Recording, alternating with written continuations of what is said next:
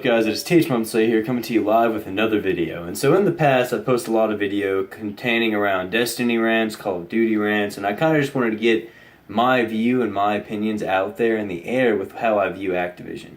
And not saying any of these games I talk about are not bad. I do play them, not on a regular basis, but they are games I do hop on every, on a regular basis. But still there's a found problem with how the games are now being marketed and how they're being made. And so I guess I'm going to kind of start it with Call of Duty Infinite Warfare. So Call of Duty Infinite Warfare came out back in November, and it really kind of followed up along the lines of, yeah, I guess gameplay, exosuits. That's not really my point with it all. The whole point is the marketing around the game. Is the new salvage thing. You get prototypes of guns that you can get through supply drops, which you have to pay for. And then each gun has its own unique ability, and then really nothing too much that can really overpower the game. No gun jumps up in damage, but it's still reduced recoil or something like that.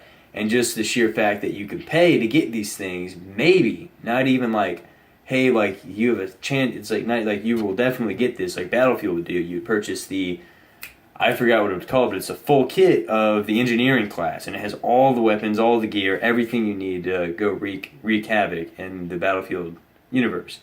And that's something kind of, I guess they were ballsy for doing, because they were hey, we're going to be straight up with it. Now it's a turn point where you might get this. We're not just going to give it to you. We're going to give you the chance to get it that you have to pay for. So pay for the chance to get something. It kind of sounds like a lottery, but it is the lottery. But anyway, so that's one thing. That's my problem with the Call of Duty series right now, that it's being so ran through microtransactions, but back when Call of Duty Ghosts was out, and that's personally one of my favorite Call of Duties. People can talk shit about it all they want. It was the last real on the boots ground combat. It's maybe there were some things that was messed up about it, but still, to me, it had a very good core gameplay system, and I thoroughly enjoyed that. And that was the first Call of Duty game I ever got up to ninth prestige legitly.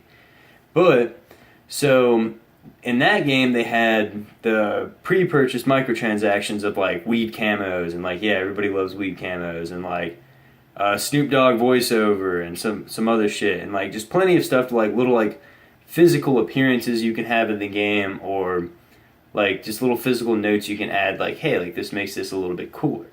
And Black Ops 2 did that as well, and then they kind of hit it with Advanced Warfare came out, and it was kind of hey, this new exosuit, new core gameplay system with this new founded DLC system, or microtransaction system rather I say, and just kind of finding that, hey, we can make our players pay for this to maybe get this, and it became a really popular system, because at first it didn't start with weapons. You did get the weapon variants, but it didn't become as dependent upon getting certain weapons as it is now. But it just got really popular, and I guess to us, because we promoted it, but to Activision it became, hey, a lot of people paid money for this in Advanced Warfare, so we should go ahead and hey, Infinity Ward or Treyarch, you should just go ahead and pass this along in your game. Or they probably made it a mark, hey, if you're going to make another Call of Duty game with us, you're going to put this in there. I don't care how you do it, do your own little merchant thing, but do that. I really don't know how it really got officially running for Call of Duty games and other companies that separately make the Call of Duty, such as Sledgehammer, Treyarch, and Infinity Ward. I don't know how that got we did it, so you do it. You know what I mean? And it's really a bummer, because how they make off of sales alone, how Ghost did and Advanced Warfare did, and Infinite Warfare is kind of iffy. A lot of people do play it, but I don't think sales were as on point as they wanted it to be, and I'm not going to speak my mind about that. I already did in another video. You can go check it out on my channel. It's called Can COD Infinite Warfare Live Up to the Hype? So check that out if you want. But anyway, getting back to the point, I feel like they set the foundation for it to be in all future Call of Duty games. And I don't know how they're going to go about core combat systems, because that's my main part. And Infinite Warfare is just fucking ridiculous. It's fun, I guess. I sometimes enjoy it when I do good, as you do in any Call of Duty game. But when I play that and then get really frustrated with the whole maneuvering and shit, and I go back to play MW1 Remastered and kind of get that set feel of these are the core mechanics I miss in a fucking Call of Duty game. And I don't know. I really just hope they don't. I want them to go and follow Battlefield 1's whole World War One boots on the ground combat thing. But then again, I feel like Call of Duty needs to go because it's been around for so long. So they're not going to stop making them. So they need to go ahead and go like do their own individual path, not trying to copy another game. Like, hey, fuck all that shit. Go back to what you know, like Vietnam era shit or Modern Warfare, like 2010, fucking Iraqi warfare. And I don't know, that's really just my views, and I guess I'm going to kind of shift this over to Destiny. And this is kind of where it's going to meet in the middle, is how Activision runs their games.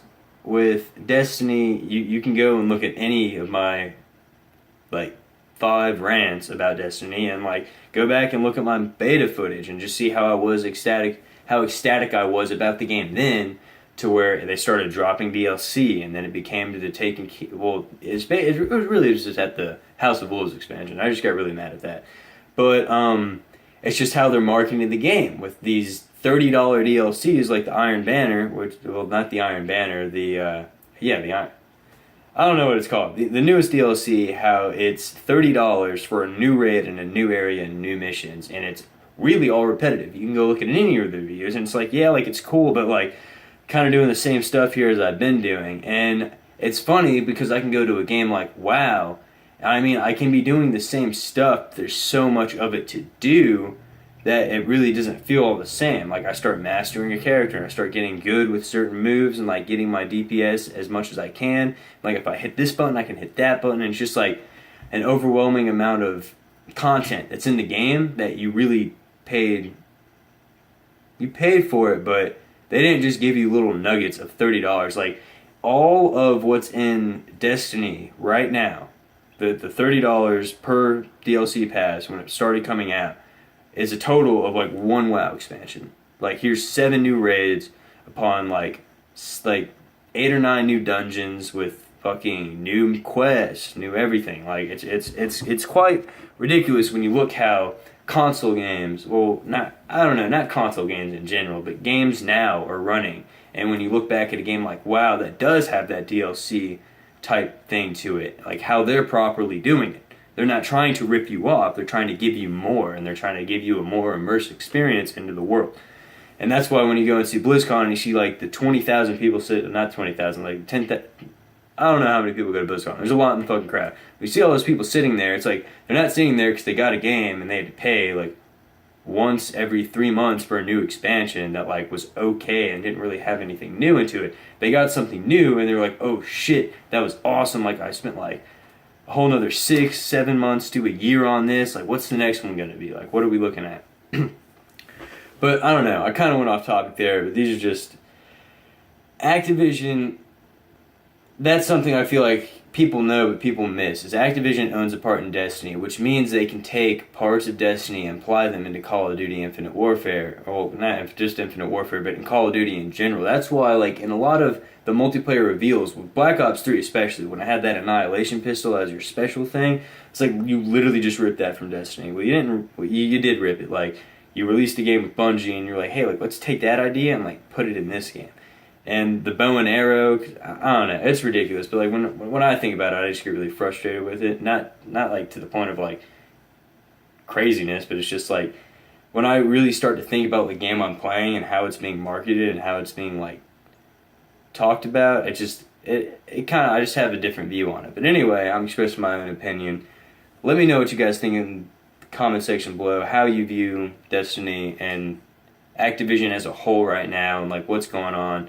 But thanks for watching. Don't forget to like, subscribe, and comment, and stay tuned for more videos, especially Resident Evil gameplay. I'm about to put some of that shit up.